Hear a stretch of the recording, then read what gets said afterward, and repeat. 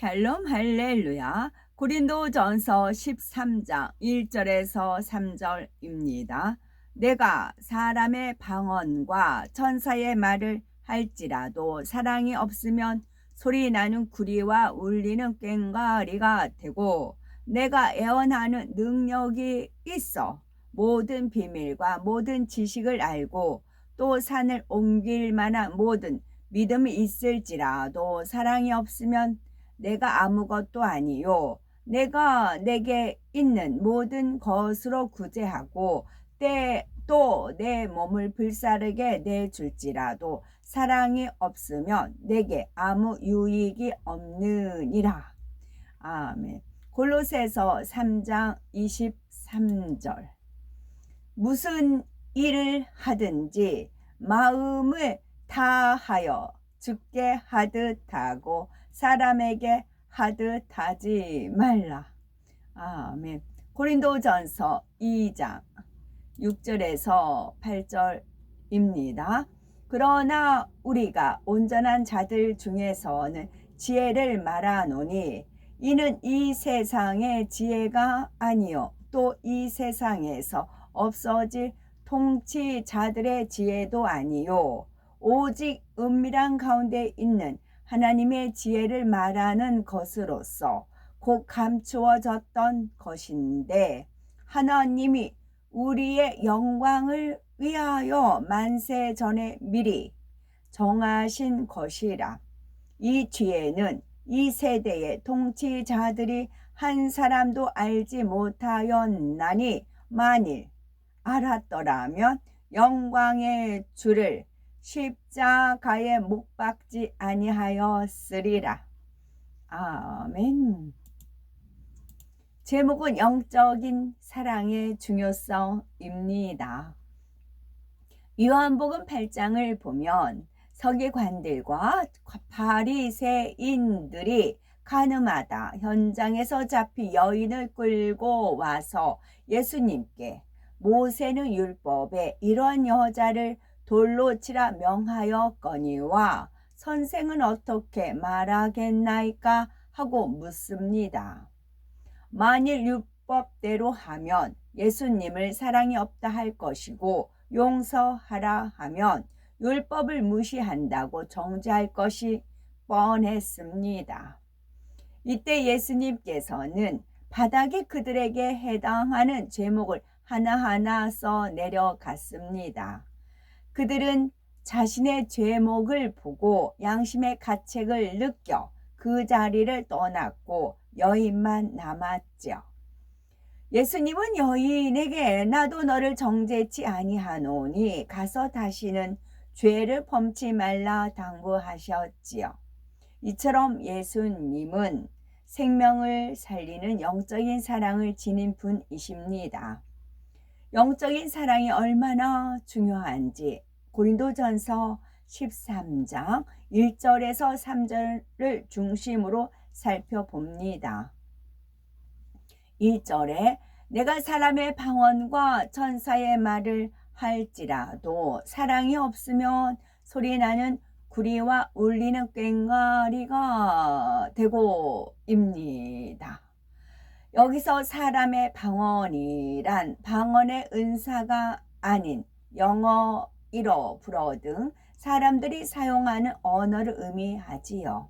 또한 천사의 말이란 매우 아름다운 말을 뜻합니다.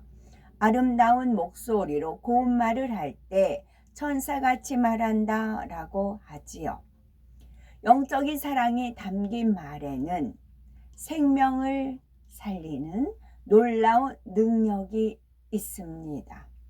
영적인 사랑이 담긴 말에는 생명을 살리는 놀라운 능력이 있습니다. 하지만 사랑이 없는 말은 아무리 유창하고 아름다워도 참 기쁨과 생명을 줄 수 없지요. 가볍고 속이 비어 요란한 소리를 내는 구리나 꽹과리처럼 아무 가치가 없다는 것입니다. 사람도 영적인 사랑이 없으면 쭉정이와 같습니다. 마음 안에 사랑이 가득 차서 하나님을 닮은 참 자녀가 될 때라야 인간을 경작하시는 하나님 앞에 알곡으로 가치가 있지요. 무슨 말로 상대에게 힘이 될까? 어떻게 하면 상대를 진리로 나오게 할까? 기도하며 말 한마디를 해도 상대에게 생명을 주고자 합니다. 그런데 어떤 사람은 상대를 무조건 말씀으로 설득시키려 하거나 지적하여 자기 생각에 맞지 않는 부분을 고치려 듭니다. 설령 그 말이 100번 옳다 해도 사랑에서 비롯되지 않으면 상대를 변화시키거나 참 생명을 줄 수 없습니다. 그러므로 말을 할 때 내 의와 틀 속에 하지는 않는지 그 말이 생명을 살리는 사랑에서 비롯되었는지 점검해 봐야 합니다. 그러므로 말을 할 때 내 의와 틀 속에 하지는 않는지 그 말이 생명을 살리는 사랑에서 비롯되었는지 점검해 봐야 합니다. 어떤 유창한 말보다 영적인 사랑이 담긴 말 한마디가 사람에게 힘과 위로가 되지요.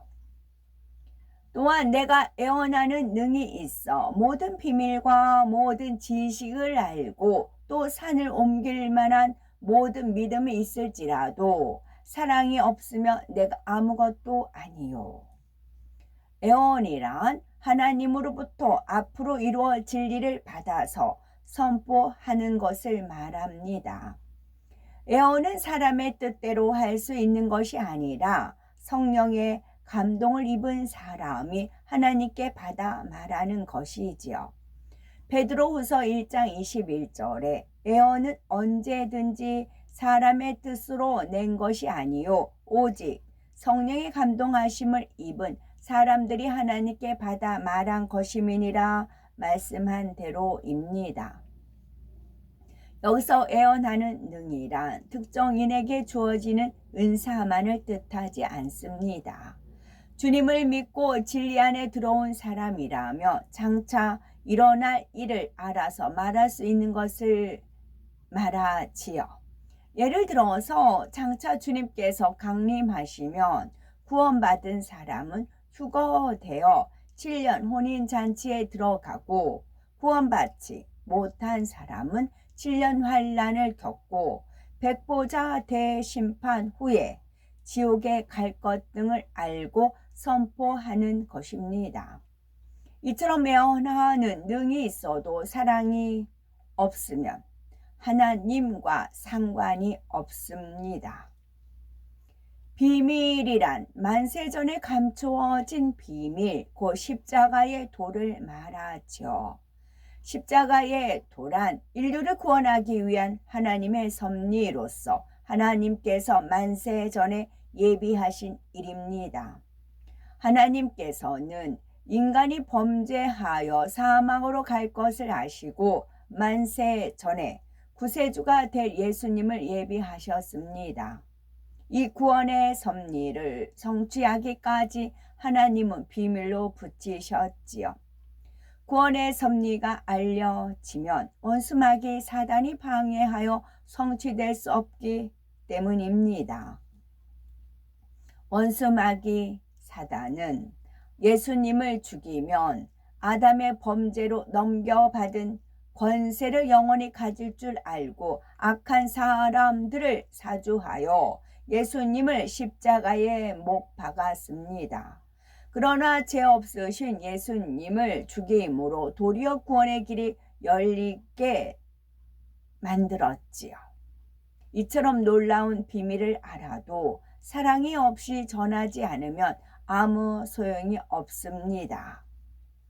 모든 지식이란 단지 학문적인 것만이 아니라 성경에 담긴 진리의 지식을 뜻합니다. 하나님을 알았다면 만나고 체험하여 마음으로 믿어야 하지요. 그렇지 않으면 아는데 그칠 뿐 그 지식이 남을 판단 정죄하는 잣대가 되기도 합니다. 그러니 영적인 사랑이 없는 지식 역시 소용이 없습니다. 또한 산을 옮길 만한 모든 믿음이 있어도 사랑이 없으면 아무것도 아니지요. 예수님의 수제자 베드로는 예수님이 물 위를 걸으실 때 잠시 따라 걸었죠. 당시 베드로는 성령을 받은 것도 죄를 버리고 마음의 할례를 한 것도 아니므로 영적인 사랑이 임한 상태가 아니었습니다. 그러니 자신에게 생명의 위협이 오자 예수님을 부인하였지요. 이처럼 체험이 있을 때 믿음은 성장할 수 있지만 영적인 사랑은 죄를 버리려는 노력과 헌신, 희생이 따를 때 임합니다. 그렇다고 믿음과 사랑이 무관한 것은 아닙니다. 믿음이 있기에 죄를 버리고 하나님을 사랑하고자 하지요. 그러나 사랑을 이루려는 행함이 없으면 아무리 충성해도 하나님의 기쁨이 될 수 없습니다. 내가 내게 있는 모든 것으로 구제하고 또 내 몸을 불사르게 내어줄지라도 사랑이 없으면 내게 아무 유익이 없느니라. 자기를 자랑하고 싶어 형식적으로 구제하는 사람은 칭찬받을수록 마음이 높아지게 마련입니다. 자신을 의롭다 착각하여 마음의 할례를 하지 않으니 결국 아무 유익이 없으며 자신에게 해만 됩니다. 자신이 의롭다 착각해서 마음의 할례를 하지 않는 거네요. 마음의 할례를 하지 않는 이유는 자신이 의롭다 생각하기 때문에 마음의 할례를 하지 않는 겁니다. 나는 죄인입니다 라고 했을 때 마음의 할례를 하게 되는 것이고요.